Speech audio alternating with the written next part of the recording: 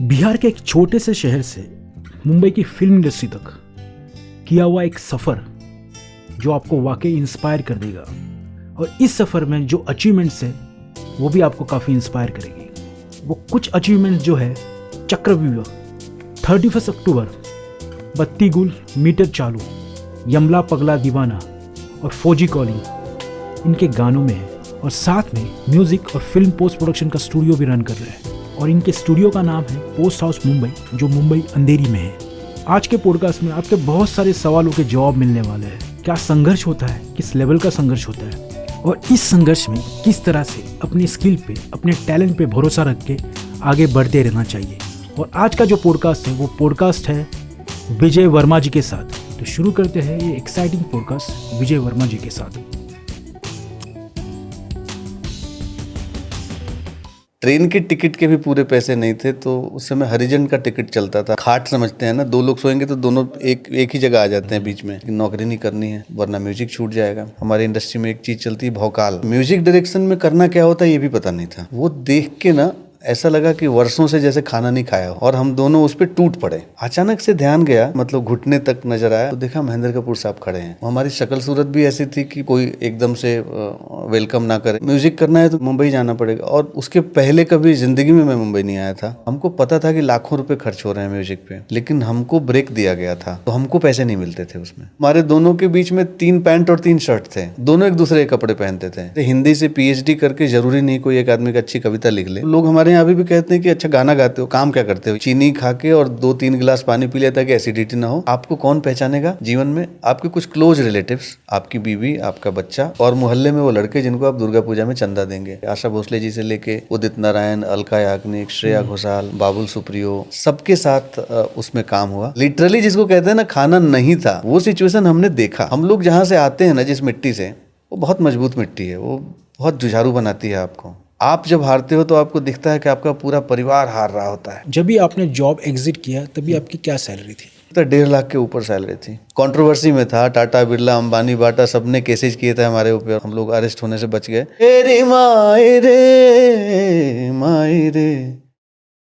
Hello Vijay ji, welcome to our podcast. तो हम शुरू से जानना चाहेंगे आपकी जर्नी के बारे में। Thank you मैकी for having me on your podcast. Journey, ये म्यूजिक डायरेक्शन की जो जर्नी है वो 25 साल पहले शुरू हुई। 1999 में मैं कलकत्ता में था, कॉस्ट अकाउंटेंसी कर रहा था, ICWA। और फिर अचानक से ये लगा कि करना कुछ और है, कर कुछ और रहा हूँ, मज़ा नहीं आ रहा। तो एग्ज़ाम्स क्लियर करने के बाद भी ऐसा लग रहा था कि कुछ तो छूट रहा है ज़िंदगी में। खूब ज़ोर से सोचा और दोस्तों से बात किया, तो समझ में आया कि म्यूज़िक छूट रहा है। ओके। तो मैं और मेरे एक और मित्र, हम दोनों अपने शहर से थोड़ा उससे पहले से पकड़ जानना के चाहेंगे कि आप किस इंडस्ट्री में जॉब कर रहे थे उस टाइम कोलकाता में? मैं बेसिकली अकाउंट्स का जॉब था। सो ICWA जो cost accountancy and chartered accountancy जो होता है, सो मैं एक मल्टीनेशनल के साथ काम कर रहा था। म्यूज़िक आप बाद में शुरू आपने किया या म्यूज़िक आप पहले से कर रहे थे? नहीं, म्यूज़िक शुरू करना मतलब प्रोफेशनली यहाँ बाद में शुरू किया, डेफिनेटली बॉम्बे आने के बाद। लेकिन वैसे तो फैमिली में था म्यूज़िक, घर में माहौल था। पापा फ्लूट बजाते थे, घर में सब सुर ताल में हैं, अभी भी हैं। मुझे लगता है ये कुछ चीज़ें होती हैं जो DNA से आती हैं। तो वो ऐसा ही था कि सब लोग घर में गाते बजाते थे, सब लोग सुर में थे। लेकिन हमारे यहाँ का माहौल ऐसा नहीं था कि कोई म्यूज़िक को प्रोफेशन बना सके। राइट। ये एक बात थी। तो प्रोफेशन कैसे बनाए, ये बात, इस बात पे सोचना, और म्यूज़िक डायरेक्शन में करना क्या होता है ये भी पता नहीं था। अच्छा। हाँ, मतलब म्यूज़िक डायरेक्शन क्या, कंपोजिशन करने से म्यूज़िक डायरेक्टर बन जाता है आदमी, और क्या करना होता है? इसकी कोई ट्रेनिंग होती है या आप नेचुरली गिफ्टेड कंपोजर होते हैं? ये भी आइडिया नहीं था। सो गाने कंपोज करते थे। मुझे लगता है मैं 7th 8th क्लास में गाने कंपोज करने लगा था। जो कविताएं मिलती थी कंपोज कर लेते थे। स्कूल का प्रेयर का ट्यून चेंज कर लिया, या कोई रिकॉर्डेड गाना है उसको कंपोज कर लिया। पर तभी आपको ये पता नहीं था कि इसको एज अ प्रोफेशन क्या कहते हैं ये? प्रोफेशन भी है ये भी पता नहीं था। हाँ, अच्छा, तो ओके। हमारे यहाँ एक और भी बात है, फोक जो गायन पद्धति है उसमें कंपोजर और सिंगर अलग अलग नहीं होता है। सो जो गाने वाले होते हैं वो कंपोजर भी होते हैं। राइट। या फोक तो जो ट्रेडिशनली चला आ रहा है, तो इस बात पे ध्यान कम होता है कि ट्यून किसने बनाई है, इस बात पे ध्यान ज़्यादा होता है कि गा कौन रहा है, राइट। प्रेजेंट कौन कर रहा है। So it is like combination of everything. So पता नहीं था। तब मुझे याद है हमारे पास, हमारे दोस्त जो है, स्कूलों में तो कोई शेर व शायरी का और वैसा था नहीं ना, वैसी अभी ऑनलाइन है कि आप कोई भी चीज़ चाहो तो उपलब्ध है आपको, उस समय ऐसा नहीं था। तो किताबों में जो कविताएं होती थी वो कंपोज कर लेते थे। मुझे याद है उस वक्त मदन मोहन साहब का एक बहुत फेमस गाना है जो लता जी और मदन मोहन साहब ने गाया है, हे माए रे। अब ये ट्यून मैंने सुनी पहली बार, फिर मैंने पापा को पूछा ये कौन सा गाना है, और उन्होंने कहा ये गाना है ये, और मैंने उसको कंपोज किया दोबारा से। और वर्षों बाद वो एक फिल्म मैंने यहाँ की बॉम्बे में 2011 में, दशहरा एक फिल्म थी, यस 2011 या 12 में, नील नितिन मुकेश की फिल्म थी, उसमें उस्ताद राशिद खान साहब से वो गाना गवाया मैंने। तो मुखड़ा उस समय कर लिया था, बाद में हमने लिरिक्स चेंज किया, मंथन ने लिखा according to the situation, but वो उस समय की कंपोजिशन थी जो एक कंपोज्ड लिरिक्स को मैंने कंपोज किया था, फिर अंतरे यहाँ बने और आगे वो इम्प्रोवाइज हुआ। तो माहौल ऐसा था कि कुछ पता नहीं था क्या है, म्यूजिक पता था कि म्यूजिक अच्छा लगता है ये पता था, और नेचुरली आता है ये अंदर से ये पता था कि इसके लिए बहुत कोशिश नहीं करनी पड़ती। तो ऐसी कुछ फीलिंग थी जहाँ से हम जब हम आगे बढ़ रहे थे। आपने कोई इंस्ट्रूमेंट बजाने की फॉर्मल ट्रेनिंग नहीं ली थी? नहीं। एक तो बात ये भी थी कि मेरा अपना ये मानना भी है कि गला जो है, वोकल्स जो है, ये सबसे अच्छा इंस्ट्रूमेंट है। तो और ये ठीक चल रहा था, अभी भी ठीक चलता है, तो उसकी कमी महसूस हुई नहीं। सो नेचुरली कंपोज करने के लिए भी मुझे ग्रामर की आवश्यकता कभी नहीं पड़ी। मैं आपको ये भी मेंशन करना चाहूँगा कि मुझे ग्रामर की आवश्यकता कभी कंपोज करने के लिए नहीं पड़ी। राइट। पर कभी ऐसा नहीं हुआ, खैर वो तभी की बात है जब भी आप करते थे, मुंबई आने के पहले की बात थी, बट जब भी आप मुंबई में आए और काम कर रहे थे, तभी आपको ऐसा लगा कि यार मैंने ये इसका ट्रेनिंग नहीं लिया while working with many people? मैं जैसे आप बहुत, आपके पास बहुत अच्छे अच्छे म्यूजिक प्रोड्यूसर्स हैं, बहुत अच्छे लोगों के साथ, बहुत सीखे हुए लोगों के साथ आपने काम किया है, पर कभी ऐसा आपको चुभता है यार मैंने ट्रेनिंग नहीं लिया इसका? अलग अलग फेज में जीवन के अलग अलग फीलिंग आई। जैसे ट्रेनिंग तो ली, डेफिनेटली क्लासिकल की ट्रेनिंग ली, इंस्ट्रूमेंट्स की बात। तो अब मैं आपको बताऊं, म्यूजिक सीखना जब शुरू किया बचपन में, उसके पहले भी म्यूजिक मुझे पता था। हो सकता है उन तालों के नाम पता नहीं हो, राइट, बट वो ताल तो पता थे। अच्छा। और जब नहीं सीखा था राग तोड़ी, तब भी राग तोड़ी में एक गाना कंपोज कर लिया था, पता नहीं कैसे आया था। तो ये भी एक बात है कि पहले तो म्यूजिक था, बाद में ग्रामर था, यूनिवर्स में भी, और मेरे जीवन में भी पहले म्यूजिक था, बाद में ग्रामर आया। और ग्रामर आने के बाद जीवन के एक समय में घुटन भी महसूस हुई, ऐसा लगा। और ये मैं आपको बता रहा हूँ, मैंने अपने पापा से डिस्कस किया कि अब गाने पहले जैसे नहीं बन रहे हैं, क्योंकि ग्रामर ने आपको एक लिमिटेशन में सोचना और चलना सिखाया। तो क्रिएटर को तो ग्रामर तोड़ना होता है, क्रिएटर को ग्रामर तोड़ना आना चाहिए नहीं कहूँगा, क्रिएटर नेचुरली ग्रामर तोड़ता है। ग्रामर मतलब क्या एग्जैक्टली क्या? थोड़ा और इसको अगर तोड़ तोड़ के कहूँ कि अगर मैंने एक गाना बनाना शुरू किया और उसमें राग भैरवी के नोट्स लग रहे हैं, अब राग भैरवी में गाना शुरू किया है तो राग का डिसिप्लिन ये कहता है कि दूसरे राग के नोट्स नहीं लगने चाहिए। लेकिन गाना जो है वो उसमें इंटरेस्ट पैदा तब होगा जब उसमें चार और चीज़ें आ जाएं, नेचुरली आ जाएं। और वो अब गाने को राग के डिसिप्लिन में लेके चलें या गाने में जो थॉट्स हैं उसके डिसिप्लिन में लेके चलें, ये भी अपने आप में एक सवाल है। अगर एक गज़ल कंपोज कर रहे हैं तो उसका एक शेर कुछ और कह रहा होगा, दूसरा शेर कुछ और कह रहा होगा शायद। तो क्या हम लिरिक्स की मूड को पकड़ के चलें, या हमने चूंकि इसको राग भैरवी में शुरू कर दिया इसलिए राग भैरवी में ही रखो भाई, दूसरे राग में मत जाओ, ये भी एक बात है। तो वहाँ पे ये घुटन थोड़ी थोड़ी होना शुरू हुई जीवन के एक क्रम में। अब मैं अपनी ही इस बात को कॉन्ट्राडिक्ट भी करता हूँ। मैं मेहदी हसन साहब का बहुत बड़ा फ़ैन हूँ।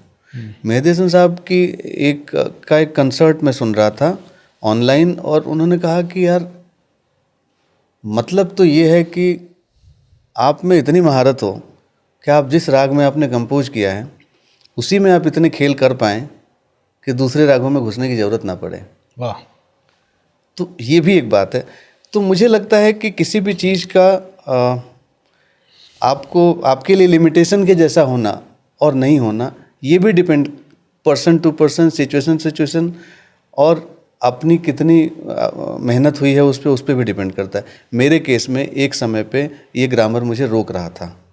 फिर मुझे किसी ने कहा कि इसको अनलर्न करना चाहिए।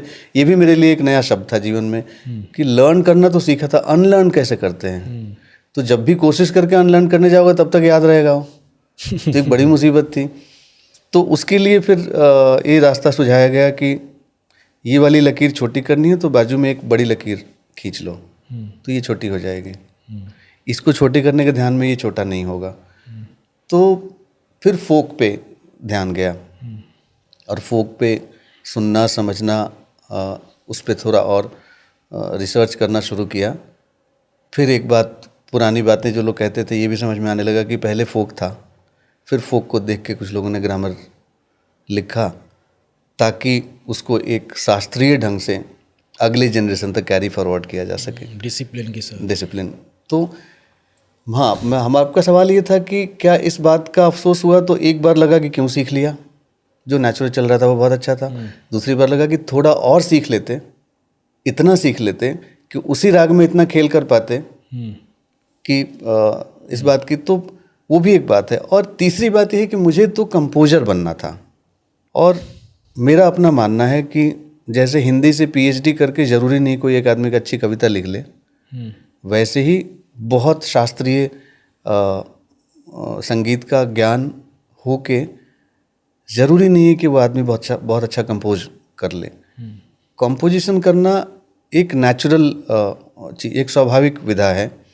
आप कंपोजर होते हैं या नहीं होते हैं, आप पोएट होते हैं या नहीं होते हैं, आप बन नहीं सकते, कोशिश करके बना नहीं जा सकता। तो ये बात मुझे समझ में आ गई थी कि ट्यून्स तो ये आमद जैसे ही आती हैं, इल्हाम होता है।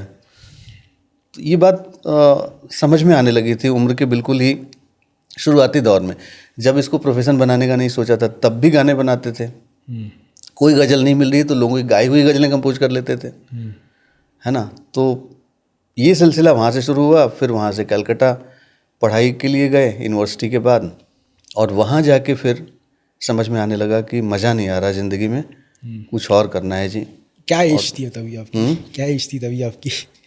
मैं उस समय मुझे लगता है 25-27 के बीच में रहा हूँगा, 25-26 के। तभी आपने डिसाइड किया कि अभी नहीं, मुंबई चलते हैं? हाँ, मुंबई, मतलब म्यूज़िक करना है तो मुंबई जाना पड़ेगा। और उसके पहले कभी ज़िंदगी में मैं मुंबई नहीं आया था। वाह वाह। और मेरे आसपास में भी कोई ऐसा नहीं था जिसने मुंबई देखा हो।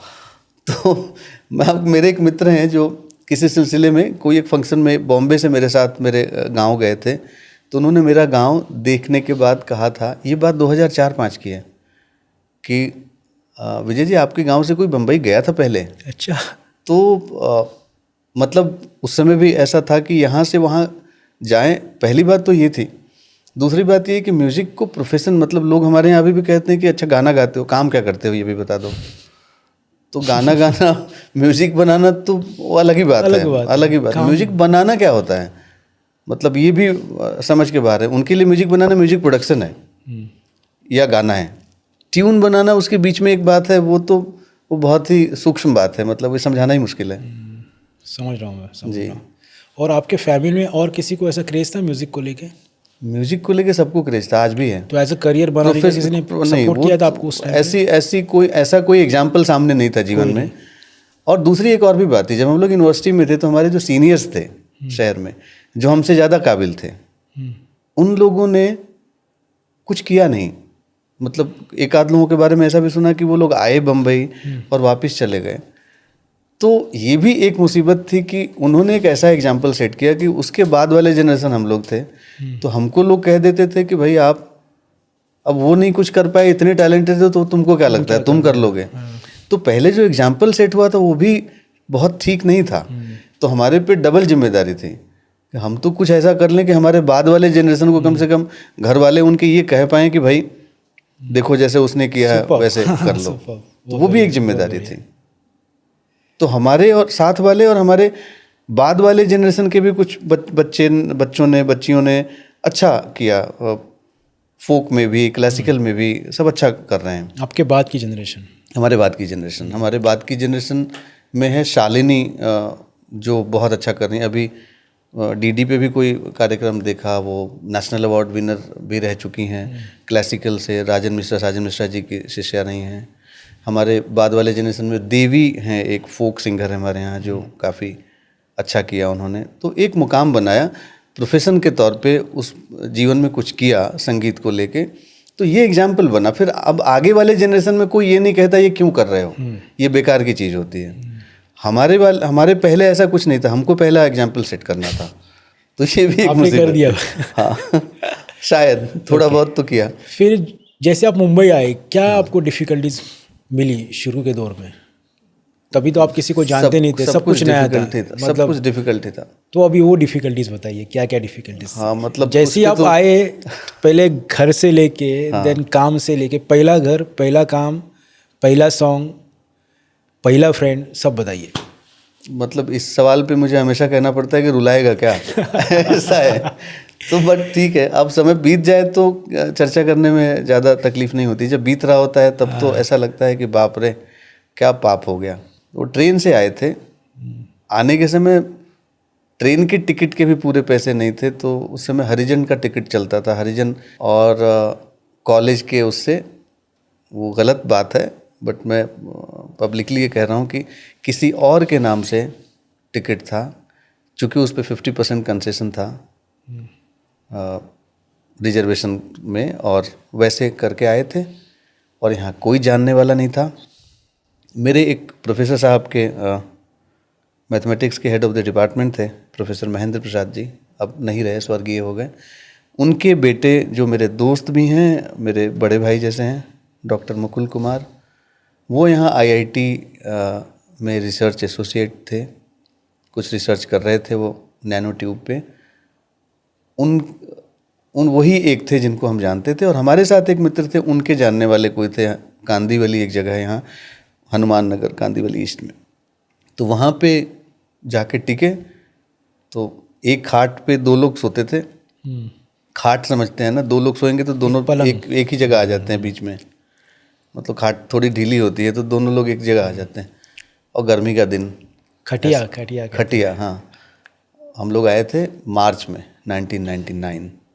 और फिर वहाँ से कुछ ना कुछ कनेक्शन निकलते गए। एक और व्यक्ति मिले जो रेलवे में नौकरी करते थे, बच्चन जी उनका नाम था।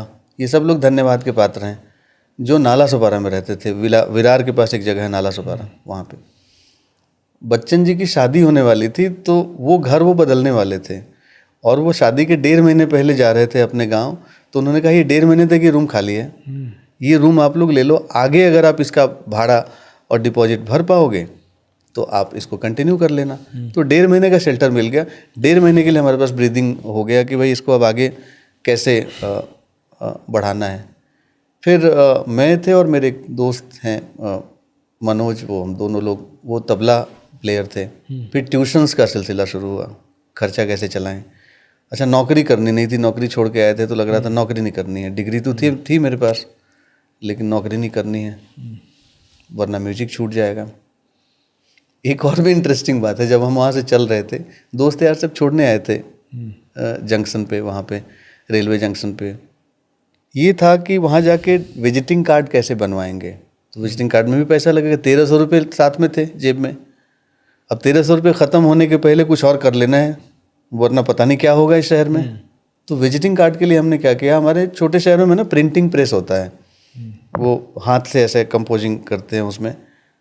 तो वाइट कार्डबोर्ड पे विजिटिंग कार्ड जैसा नाम ऊपर लिख दिया और फिर पता और दूरभाष मतलब telephone number dot dot dot, ये सब कुछ पता नहीं था, एड्रेस क्या होगा वो क्या होगा। ऐसा विजिटिंग कार्ड वो भी मेरे पास अभी रखा है, जिसको देख के आपको हैरत होगी कि अच्छा ये विजिटिंग कार्ड था। अच्छा। तो ये हम लोग लेके अब नाला सोपारा में रहते थे तो वहाँ का एड्रेस लिख दिया उस पर, और नीचे उसका केयर ऑफ में एक राशन दुकान वाले का नंबर दे दिया। बहुत बाद में पेजर भी खरीद लिया था, पर शुरू शुरू में उन्हीं का नंबर दिया था। और वो सबको दे के आते थे कि ये विजिटिंग कार्ड है हमारा।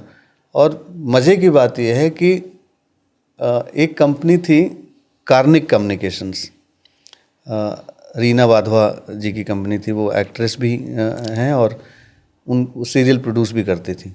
ये यहाँ पे अंधेरी वेस्ट में कलिंगा होटल वाले कैंपस में उसके पीछे बिल्डिंग में था एक जगह, वहाँ हम लोग ऐसे ब्लैंक कॉल करते थे, जाते थे, और ये प्रोडक्शन हाउस है तो यहाँ पे दे के आ गए कार्ड। और तब तक हमने पेजर खरीद लिया था, ट्यूशन वगैरह पढ़ाना शुरू किया था उससे। एक दिन वहाँ से पेजर पे मैसेज आया और हमने कॉल किया तो मालूम पड़ा इन्होंने वो विजिटिंग कार्ड देख के उनको लगा ये कौन नमूने लोग हैं यार, ये ऐसा वाला विजिटिंग कार्ड उन्होंने भी पहली बार देखा होगा जिसपे नाम तो लिखा है, फिर पता डॉट डॉट डॉट लिखा है और पेन से लिखा हुआ है पता, और टेलीफोन नंबर भी केयर ऑफ में। अच्छा। और नीचे लिखा है कृपया आप इस पे फ़ोन करके बुलाएं ऐसा। तो या पेजर का नंबर लिखा है, उन्होंने बुलाया। वो पहला काम था। हम लोग आए वहाँ मिलने, और गजरा कोठारी जी राइटर हैं, टेलीविज़न की बड़ी राइटर हैं, बालिका वधू वगैरह सब लिखा है उन्होंने। वो थी वहाँ पे जो उन्होंने वो सीरियल लिखा था DD1 का, पनाह नाम था। वहाँ पे बुलाया गया, हमने गाना लिखा हुआ नहीं था, तो मेरा एक तरीका ये भी रहा है कि मैं गाना लिखा हुआ कंपोज करता हूँ, तो मुझे लिखा हुआ चाहिए पहले ट्यून बनाना प्रेफर नहीं करता नॉर्मली। तो हमने गजरा जी को कहा कि भाई आप क्यों नहीं लिखती हैं, आपने कहानी लिखी है तो आप, उन्होंने बोला कविताएं तो लिखती हूँ लेकिन कहानियाँ गाने कभी नहीं लिखे। तो उन्होंने लिखा, वहीं के वहीं कंपोज हुआ। वो पहला काम मिला। गुल खान उसकी डायरेक्टर थी। पहला टेलीविज़न सीरियल था, मुझे लगता है ये टेलीकास्ट हुआ हमारे बॉम्बे आने के 17वें महीने में, 17th मंथ में पहला टेलीकास्ट हमको मिल गया था। फिर मुकुल कुमार जी जिनका मैंने जिक्र किया, जो IIT में रिसर्च एसोसिएट थे, मुकुल भैया के जीजा जी AK श्रीवास्तव जी, उनके जानने वाले, वो बैंक में नौकरी करते थे, उनके जानने वाले एक राइटर हैं जो बहुत बड़े राइटर हैं, अभी भी हैं, इम्तियाज़ हुसैन साहब, जिन्होंने वास्तव, परिंदा, इस रात की सुबह नहीं सब फिल्में लिखी हैं, डायलॉग्स लिखे हैं, कुछ की कहानियाँ लिखी हैं।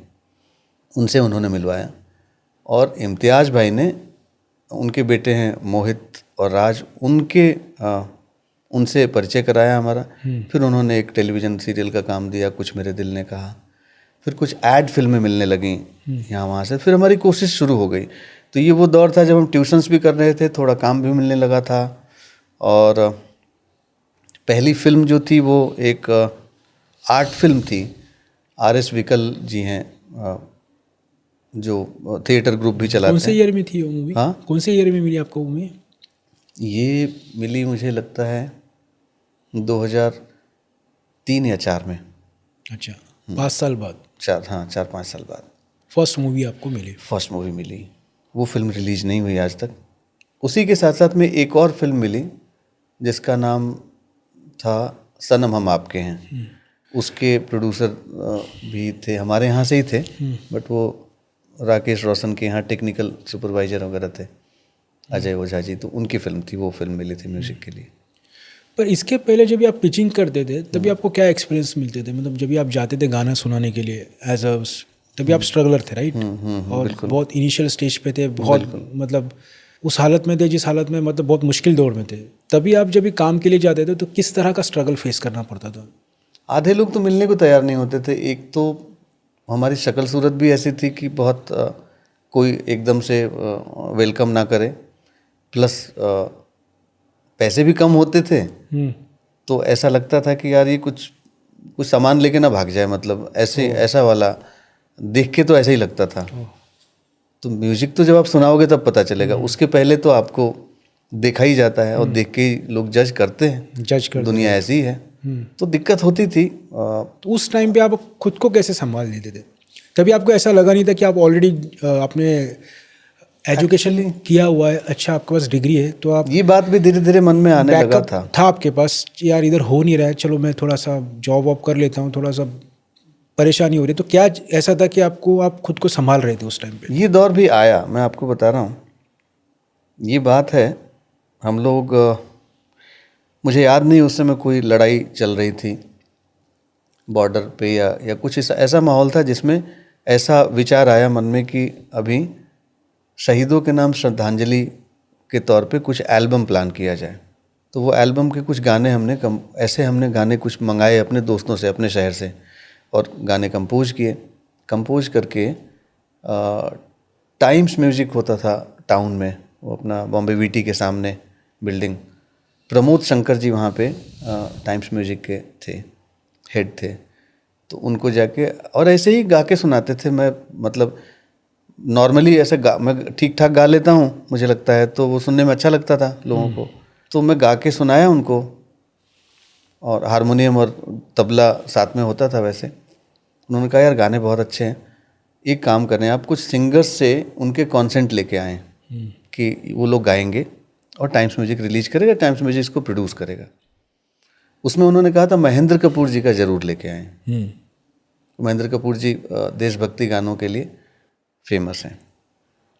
तो हम लोग गए, बाबुल सुप्रियो से, साधना सरगम जी से, बहुत सारे सिंगर से, जो लोग जैसे जैसे हम पहुंच पाए सबसे हमने लेटर ऑफ इंटेंट लेना शुरू किया। फिर अब बाकी रह गए थे सिर्फ महेंद्र कपूर साहब। तो उनके मैनेजर हुआ करते थे तब जॉन को हमने फ़ोन किया। वो फिल्म इंडिया कहीं से हाथ लग गई थी, रद्दी की दुकान से, उससे उसका बड़ा सहारा था कहीं। तो उसमें से उनको कॉल किया और समय तय हो गया कि कल या परसों आपको 11 बजे आना है। हम लोग सुबह पहुंच गए, 11:15 पहुंच गए। ये एक घटना मतलब मैं कभी भूल नहीं पाता कि मैं था और मेरा मित्र साथ में जो हम लोग आए थे यहाँ पे, मनोज। हम लोग गए तो बिठाया गया एक कमरे में जहाँ पे सब पूरे अवार्ड्स भरे हुए थे, और हम लोग मेस्मराइज थे कि यार पहली बार किसी बड़े स्टार के घर में बैठे थे, अंदर से देखा ऐसा बिल्कुल। फिर उन्होंने कहा कि आप लोग कुछ नाश्ता करेंगे? हमने बोला नहीं नहीं। अब नाश्ता करेंगे का जिक्र मैं पर्पसली इसलिए कर रहा हूँ क्योंकि वहाँ गाना गाना था सुना के। तो रात में जो 2 अंडे बचे हुए थे थोड़ा, और एक चना, थोड़ा सा चना, वो रात में नहीं खाया गया कि सुबह खा लेंगे तो ताकत रहेगी गाने के लिए। तो रात में सिर्फ चीनी खा के और 2-3 गिलास पानी पी लिया ताकि एसिडिटी ना हो। तो रात का खाना बंक हो गया। सुबह जो है वो अंडे और चने खा के चले थे भाई साहब। अच्छा, अंडा मैंने खाया क्योंकि मुझे गाना था, मनोज ने तो खाया भी नहीं बेचारे ने। अब हम वहाँ गए और हमने मना किया नहीं नहीं, बट उनके यहाँ का रिवाज था महेंद्र कपूर साहब के यहाँ कि आप कोई भी हो, आप उनके यहाँ जाएंगे तो आपको भरपूर खाना खिलाया जाएगा।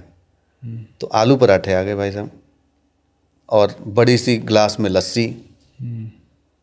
वो देख के ना ऐसा लगा कि वर्षों से जैसे खाना नहीं खाया हो, और हम दोनों उस पर टूट पड़े।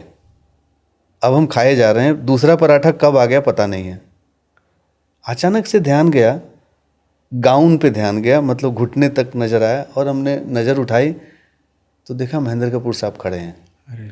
अब वो पता नहीं हमको कब से देख रहे थे खाते हुए। अच्छा।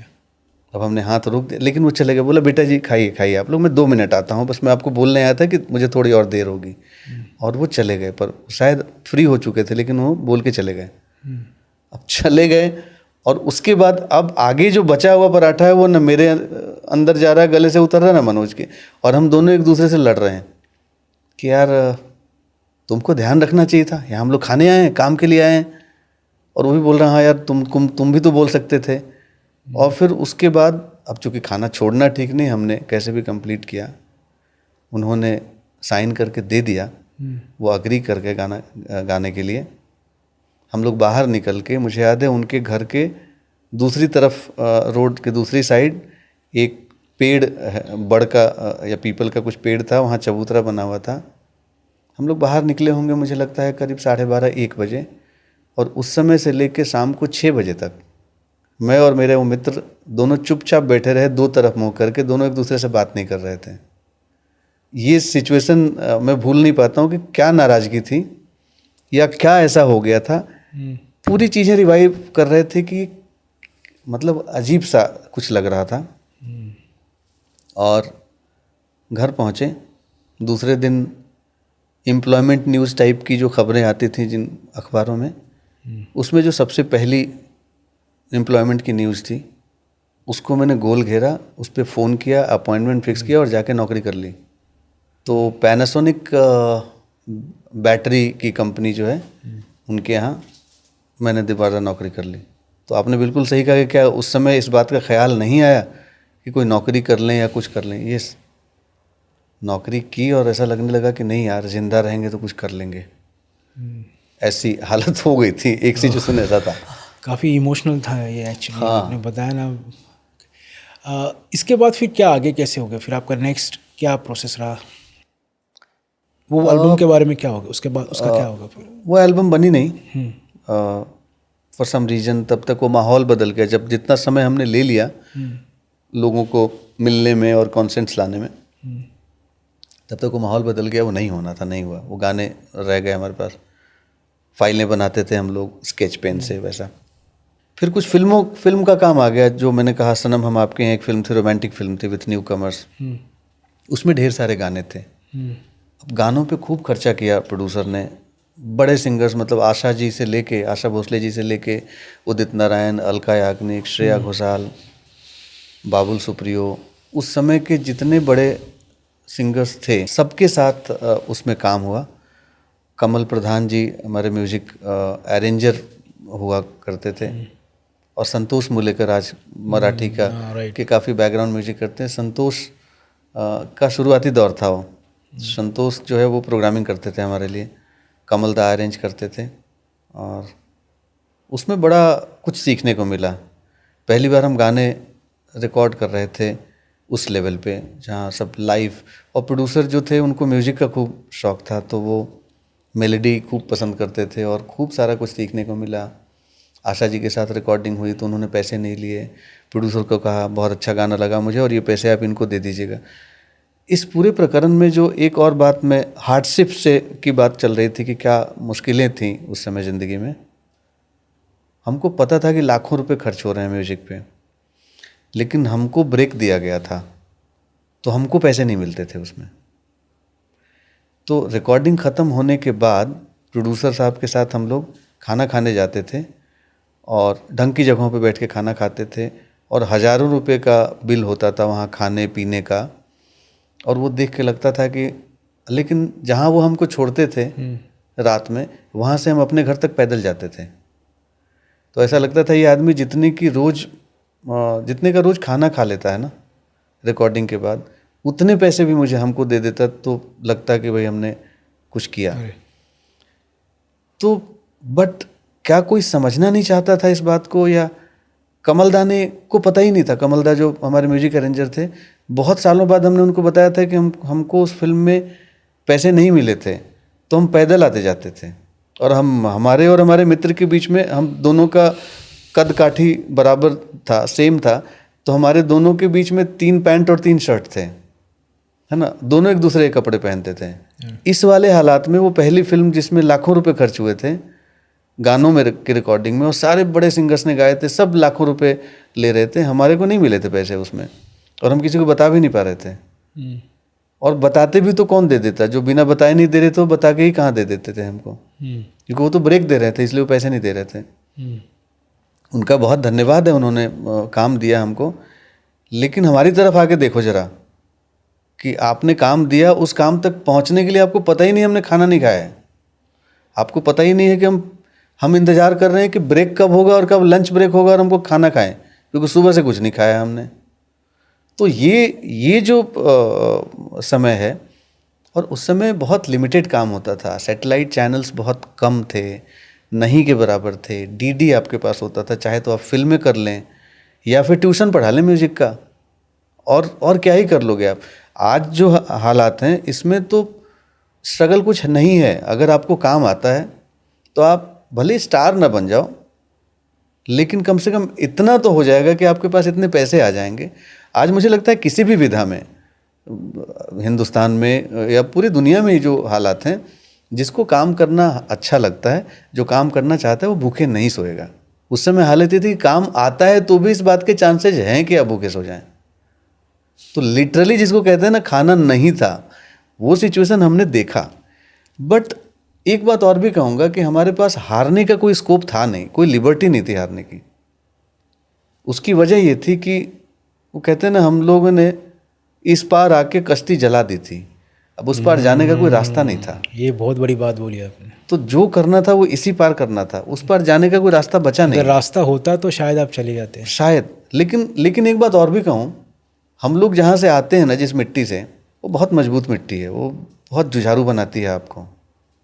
और आप जब हारते हो तो आपको दिखता है कि आपका पूरा परिवार हार रहा होता है, तब आपको लगता है नहीं यार, ये लड़ाई छोड़ नहीं सकते, इसको जारी रखना पड़ेगा। तो सिर्फ आपकी हार हो तब तो आप फिर भी रिस्पॉन्सिबल हो सकते हैं। जब आपकी हार के साथ कई लोगों की हार हो रही हो, या आपकी जीत के साथ कई और बहुत सारे लोगों की जीत हो रही हो, तो आपको लगता है ये जीत लेना ठीक है। अच्छा, हमारे लिए एक और भी लड़ाई थी। एक तो म्यूजिक करना था, अपने मन का काम करना था। दूसरा एक ये भी था कि परिवार की जो माली हालत थी, उसमें मुझे ये लग रहा था कि अगर मैंने कुछ कर लिया तो ये परिवार एक लीग आगे क्रॉस कर जाएगा, नहीं तो ये फिर वहीं का वहीं रहेगा। और मुझे ये बात समझ में आ गई थी बहुत शुरुआती दौर में कि मैं कुछ ठीक ठाक कर सकता हूँ जीवन में, थोड़ी कोशिश करूँगा, थोड़ा डिसिप्लिन रह जाऊँगा और थोड़ा ध्यान दे दूँगा तो मैं ठीक ठाक कुछ कर लूँगा।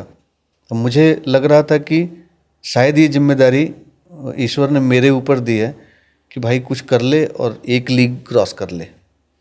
तो वो हो पाया जीवन में, कम से कम बहुत कुछ बड़ा नहीं, लेकिन आज हम लोग सामने बैठे हैं और इस पे बातें कर रहे हैं, तो इट इज़ वर्थ मेंशनिंग। ऐसी सिचुएशन तो अब है जीवन में। इसके बाद का नेक्स्ट पड़ाव क्या रहा आपका? फिर एक समय आया जब मैं नौकरी में कंफर्ट जोन में चला गया, पैनासोनिक की नौकरी में। स्ट्रगल करते करते मैंने नौकरी पकड़ ली थी। अब हम लोगों की आदत है, जो करते हैं वो पूरे दिल से करते हैं। जो भी काम करेंगे ना, हाफ हार्टेडली नहीं करते, होल हार्टेडली करते हैं। तो वहाँ पे भी प्रूफ करने लगे, तो अचानक से पोजीशन भी बदलने लगी कंपनी में, पैसे भी ठीक ठाक मिलने लगे, सैलरी और दूसरे पर्क्स। फिर एक कंफर्ट जोन आ गया। एक दिन फिर ऐसे ही बैठ के सोचा कि यार, ये कंफर्ट जोन की वजह से वो जो लड़ाई चल रही थी वो कहीं पीछे रह गई। अब क्या होता है ना, बहुत दिन से तकलीफ में आप हो तो थोड़ा कंफर्ट आपको अपनी तरफ खींचता है कि अब ठीक खाना मिलता है, अब जो चाहता हूँ वो कपड़े खरीद लेता हूँ कम से कम, या फ्लाइट से यात्रा कर लेता हूँ अपने घर की। उसने फिर से दोबारा फंसा लिया था एक बार। तो एक दिन फिर ऐसे ही बैठे बैठे कहा नहीं यार, चाहे तो अच्छा, उसी समय कंपनी से मुझे एक ऑफ़र था कि you shift your base to Bangalore और आपको एक बेटर पोजीशन मिल जाएगी। और मैंने कहा कि यार, चाहे तो सब कुछ छोड़ के ये इसी को कर लूँ, नौकरी कर लूँ, तो यहाँ लाइफ थोड़ी और बेहतर हो जाए, या ये देखूँ कि म्यूज़िक मुझे खाने के पैसे दे सकता है कि नहीं थोड़े दिन। तो डिसाइड किया कि एक बार और एक अटेम्प्ट लेता हूँ और देख लेता हूँ। ये मेरे ख्याल से समय है 2009-10 का। राइट। 2009-10 तक आप स्ट्रगलिंग पीरियड में था। 10 साल छोटे मोटे काम चल रहे थे। 1999 को आप आए थे। हाँ। 2009-10 तक फिर भी आपको ये फेस में मतलब फिल्में मिल रही थी, लेकिन ये वो फिल्में होती थी जो रिलीज नहीं होती हैं।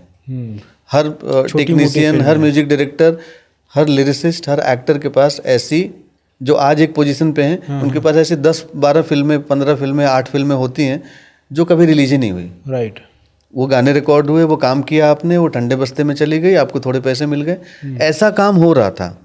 ऐसा नहीं था कि बिल्कुल भी लेकिन नोटिसेबल एक काम जो है, अब मैंने नौकरी एक दिन डिसाइड किया कि नौकरी नहीं करूँगा, और बिल्कुल बिना नोटिस पीरियड के मैंने रेजिग्नेशन मेल भेज दिया कंपनी को। उस टाइम पे जब आपने नौकरी छोड़ी, आपकी क्या सैलरी थी? मुझे लगता है 1.5 लाख के ऊपर सैलरी थी। 2009 में 2009 में 2009 was really very good salary. या इसलिए छोड़ना डिफिकल्ट था। और बहुत कंपनी अच्छी में, सैलरी थी। हाँ, और कंपनी में बड़ी इज्जत थी और बहुत मान सम्मान था। 1.5 लाख आज की डेट में भी ये नहीं बड़ा कह है। सकते कि बहुत बड़ी है, पर ऐसा भी है कि आप सर्वाइव अच्छे से कर लोगे। Yes yes yes. राइट। हाँ, तो उस टाइम पे 1.5 लाख बहुत अच्छी सैलरी थी विजय जी, अच्छी बहुत सैलरी अच्छी थी। सैलरी थी। और हाँ। मतलब बहुत लग्जरी हाँ, मुकाम पे आ गए थे, ठीक जहाँ पे ठाक। आप एक कार खरीद सकते हो, कार अच्छा मेंटेन कर खासा। रहा था मैं। हाँ। और वो आपको ये पता है कि एक लाइफ ऐसी है जिसमें मेरे को इतना कंफर्ट जोन है, और एक लाइफ ऐसी है जहाँ पे बहुत डिस्कम्फर्ट है, हाँ। जहाँ पे बहुत स्ट्रगल है। हाँ। तो आपने वहाँ से फिर वहाँ पे वापस जंप कर लिया। हाँ, वो छूट रहा था, एक अपराध बोध जैसा हो रहा था। एक सेल्फ के साथ ऐसा लग रहा था किधर तो मैं कॉम्प्रोमाइज़ हो रहा है, एक अंदर कुछ चुभ रहा था। एक गिल्ट जैसा था। एग्जैक्टली गिल्ट हो रहा था हाँ, एक गिल्ट था। क्योंकि अच्छा, एक बात और भी थी मन में हमेशा से, जो आज भी है, और जब पहली बार नौकरी करी थी उसके कई सालों पहले भी ये था कि यार जीने खाने के लिए तो कुछ ना कुछ कर लेंगे। ये कॉन्फिडेंस मुझे हमेशा से पता नहीं कहाँ से था कि सिर्फ खाना, जीना, रहना, ये सब तो कर लेंगे। मुझे एक बात से बहुत डर लगता था। जब मैं कलकत्ता में नौकरी कर रहा था, मैं रोज़ जाता था ऑफिस, मुझे एक बात से बहुत डर लगता था कि जैसे आज गया या पिछले कई महीनों से नौकरी पे जा रहा हूँ, ये सुबह गए अटैची लेके, टाई वाई लगा के, शाम को वापस आए, फ्रेश हुए, खाना खाए, सो गए, फिर दूसरे दिन सुबह गए, और ऐसे करके एक आदमी का पूरा जीवन बीत जाएगा, फिर रिटायर हो जाएगा वो, और उसने जीवन भर किसी और की तरक्की के लिए काम किया। एग्जैक्टली, क्या बात है। दूसरी जो सबसे ज़्यादा घबराहट वाली बात, चलो किसी और की तरक्की में कंट्रीब्यूट करना भी बुरी बात नहीं है, अल्टीमेटली आप सोसाइटी को कंट्रीब्यूट कर रहे हैं। जो दूसरी जो बात है वो ज़्यादा घबराहट की बात है कि आपको कौन पहचानेगा जीवन में। आपके कुछ क्लोज रिलेटिव्स जिनके साथ आप अभी भी टच में हैं, आपकी बीवी, आपका बच्चा, और मोहल्ले में वो लड़के जिनको आप दुर्गा पूजा में चंदा देंगे, बस। तो आप ये डिसाइड कर लीजिए कि आप क्या सिर्फ इसीलिए पैदा हुए हैं कि आपको घर के लोग और मोहल्ले के वो 2-4 लोग जिनको आप दुर्गा पूजा में चंदा देते हैं वही जाने, या फिर वही जाने, या कुछ और भी जीवन में है, ये आपको तय करना है। और ये जब मैंने अपने से ये सवाल पूछा जब भी, तो मुझे लगा नहीं बॉस, ये सिर्फ इसलिए तो नहीं है। ये सवाल एक्चुअली सबको अपने आप से पूछना चाहिए। हाँ, तो और ये मैं इसका आपके जवाब दर्शकों को भी कहना चाहता हूँ कि ये सवाल ज़रूर पूछें। और जब आप अपने बेस्ट नेचुरल सेल्फ में होते हैं, अपने अपने अपने बेस्ट उसमें होते हैं ना, एज ए ह्यूमन बीइंग, और जब आप खुद के लिए बहुत अच्छा कर पाते हैं, तो मेरा मानना है आप सोसाइटी के लिए, देश के लिए, इस दुनिया के लिए, सबके लिए बहुत अच्छा कर पाते हैं। तो मेरा ये ख्याल है कि एक सर्टेन लेवल पे सेल्फिश होना बहुत कमाल की बात है। अपना भला कर लीजिए ना, तो आपके परिवार का भी भला हो जाएगा, और फिर 2 पैसे एक्स्ट्रा रहेंगे, और कभी कभार तो दयालु होंगे आप, तो 2 दोस्तों की भी मदद कर लेंगे, सड़क चलते किसी ज़रूरतमंद की भी मदद कर लेंगे। तो अपने प्रति काम करना ज़रूरी है, बहुत ज़रूरी है। सबसे पहले तो वो अनुभव लेना, और कुछ ना हो तो चलो पास नहीं हुए, फेल हो गए, तब भी जीवन में कुछ तो है आपके पास ये बताने को, जो सामने बैठा एक लड़का आपसे सुन के इंस्पायर हो सके, और आपने जो गलतियां की थी कम से कम वो ना रिपीट करे वो।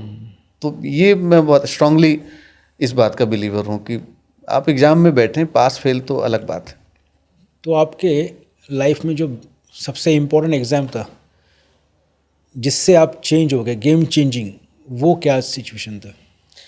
तो मैंने नौकरी छोड़ी 2009 में मेरा ख्याल है, और 2010 में मेरी मुलाकात हुई डायरेक्टर प्रकाश झा साहब के साथ। वो किस्सा ज़रा सुनाइए ना पॉसिबल।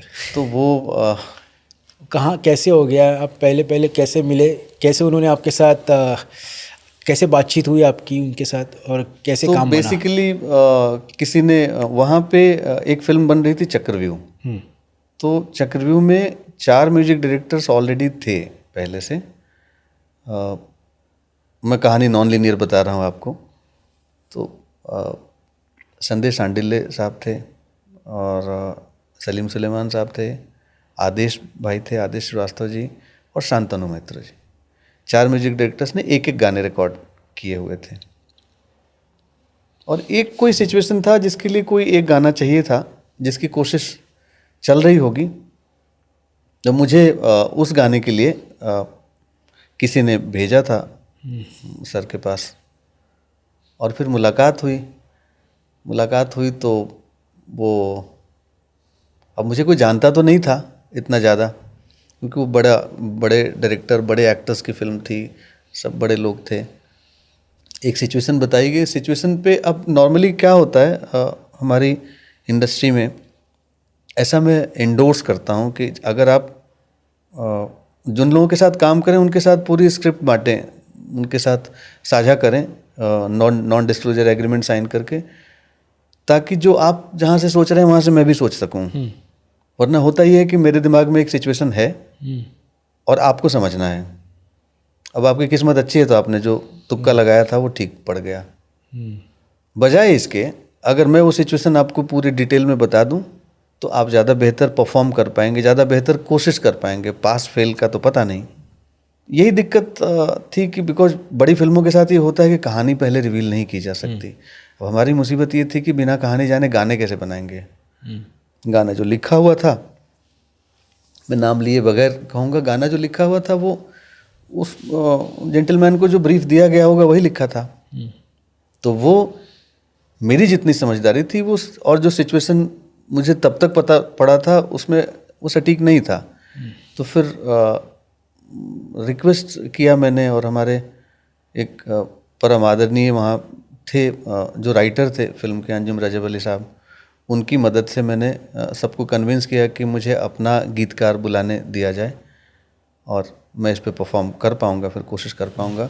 फिर तुराज, जिन्होंने बंसाली की सारी फिल्में लिखी हैं, गुजारिश और बाजीराव मस्तानी, और बस सारी, अभी हीरा मंडी भी उन्होंने लिखी है, तो तुराज मेरे मित्र भी हैं, छोटे भाई जैसे हैं।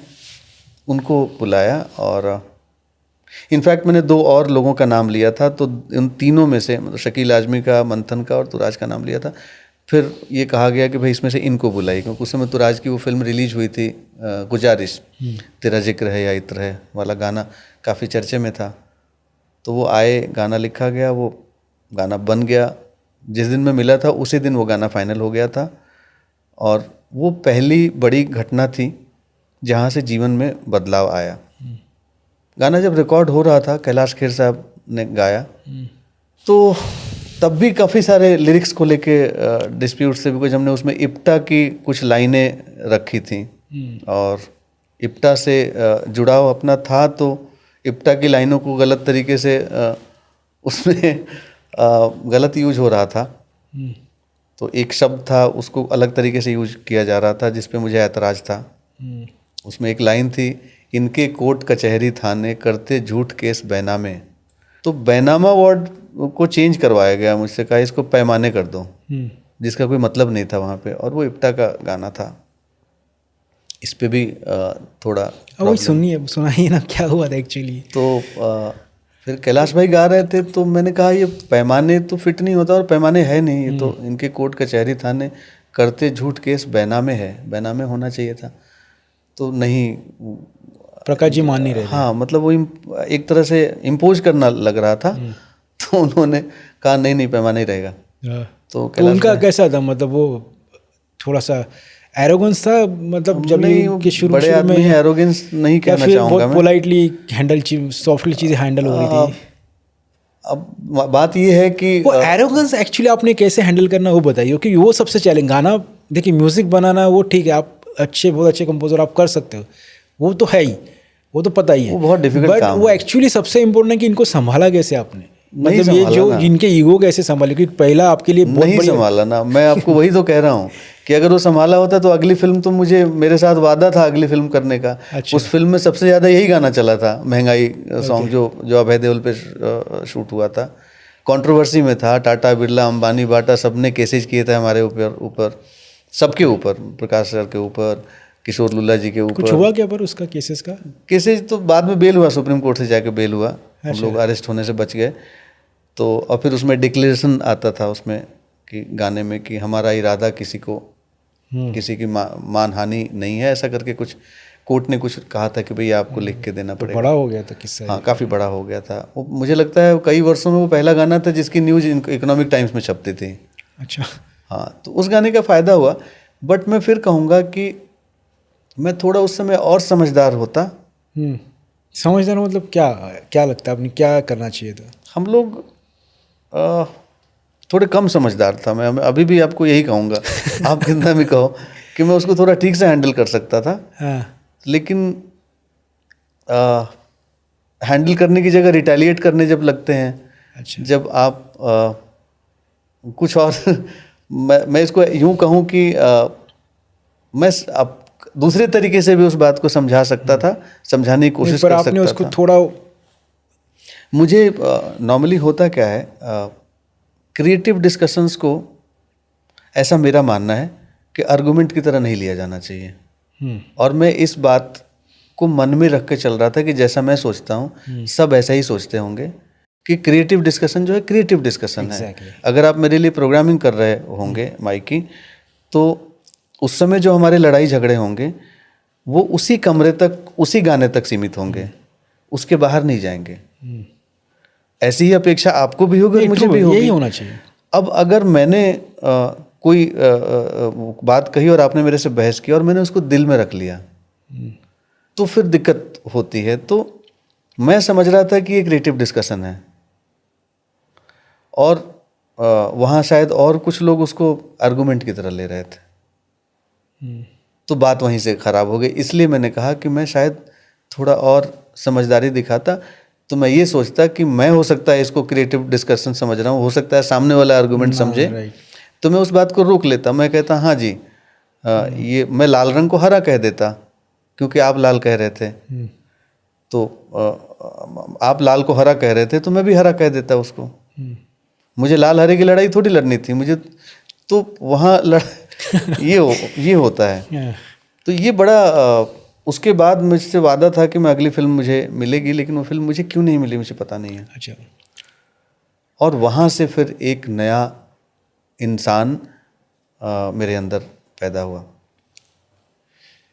चक्रव्यूह और उसके आगे वाली फिल्म के बीच में 2 साल या 3 साल का गैप था। उसके बीच में कोई फिल्म? उसके बीच में बहुत सारी फिल्में की, क्योंकि चक्रव्यूह चली तो दशहरा, ये बहुत सारी फिल्में। तो वो गाने की वजह से आपको और फिल्में बहुत इमीडिएटली मिल गई? यस, इमीडिएटली मिली। सामने से कॉल आके जो होता है ना, हाँ, कि वो पहला एक्सपीरियंस था जब आप एक काम करते हो तो एक काम करने बिल्कुल के चक्कर में आपको सामने से फोन आए। हाँ। अगर फिर आपको दूसरा एक काम करने के लिए उतना ही स्ट्रगल करना पड़ रहा है तो फिर बेकार है। राइट। लेकिन प्रकाश झा साहब की उस फिल्म के उस गाने ने मुझे इतनी जगह दी कि मुझे सामने से कॉल आने लगे, या मैं उसके बाद किसी को मिलता तो मुझे इम्पोर्टेंस दिया जाने लगा। राइट।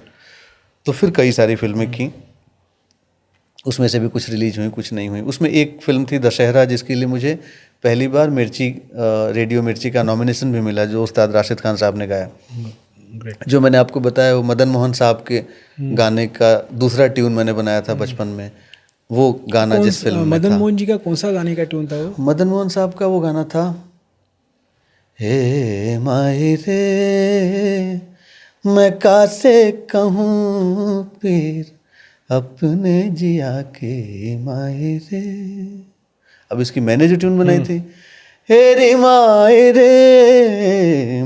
रे कासे कहूँ जिया की बात, पिया मोरे निक से छुड़ा के मुझसे हाथ, तेरी माई रे माई। बाद में थोड़ा लिरिक्स चेंज भी हुआ था, अब मुझे ये नया वाला लिरिक्स याद है। सो ये गाना से मुझे पहला नॉमिनेशन मिला था।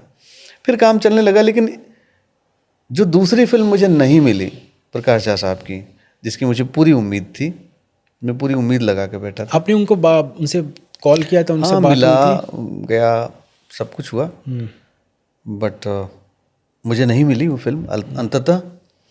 वहाँ से फिर मुझे लगा कि अच्छा काम भी कर लो तो भी काम आपका चलता रहेगा, ऐसा नहीं होता है। राइट। कुछ और होता है शायद। वहाँ से मुझे लगता है कि मैं आदमी बदल गया। अच्छा। मुझे इस बात से भरोसा हट गया कि आप बिना किसी सिस्टम के चलेंगे और आपको किसी सिस्टम में जगह दे दी जाएगी। वो घटना छोटी थी, मुझ पे किसी ने कुछ बहुत अत्याचार नहीं किया था, लेकिन मेरे ऊपर उसका असर अत्याचार की तरह हुआ था। और वहाँ से फिर हमने अपना सिस्टम बनाने की एक जर्नी शुरू की और हम कुछ दोस्त मिले और वहाँ से फिर हमने एक कंपनी बनाई। अच्छा, और वो थोड़ा डिटेल में बताइए, कौन दोस्त थे, क्या सिस्टम था? तो कुछ दोस्त थे जो अलग अलग फील्ड से थे। कुछ हम एड फिल्में करते थे हम लोग, तो वहाँ पे कुछ टेक्नीशियन थे आप चाहे तो जिनसे नाम दोस्ती ले हो सकते गए हैं थे। इसे। Doesn't matter. अच्छा, और फिर क्या आपने क्या सिस्टम सोचा? फिर हमने सोचा कि हम कुछ कहानियों पे काम करेंगे, फिल्में बनाएंगे। खुद की फिल्में? हाँ, और एक कंपनी बना ली। लेकिन उसके लिए पैसे चाहिए होते हैं। और फिर उस समय कॉरपोरेट्स का दौर चल रहा था, तो हमने कॉरपोरेट्स में जाके मुलाकात करना शुरू किया। फिर हमको जो लोग मिलते थे वो लोग भी they were not serious about films, they were serious about something else. वो हमारा डीएनए नहीं था, तो हमको लगा फिर हम गलत रास्ते जा रहे हैं। और फिर हम वी वर नोबडी, हमारा कोई इंफ्रास्ट्रक्चरल शेप नहीं था ऑर्गेनाइजेशन का, कि कहीं आपने एक छोटी सी जगह पे एक छोटा सा ऑफिस ले लिया है और आप कितनी भी ईमानदारी से काम कर रहे हैं, कुछ भी दिखता नहीं है। वो हमारे इंडस्ट्री में एक चीज़ चलती है, भौकाल। राइट। भौकाल नहीं था।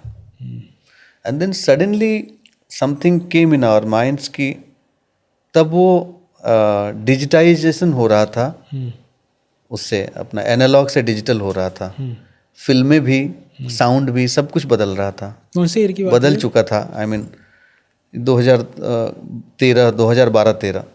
तो ऑलमोस्ट अब लैब्स ख़त्म हो रहे थे और दूसरी चीज़ें आ रही थी सामने।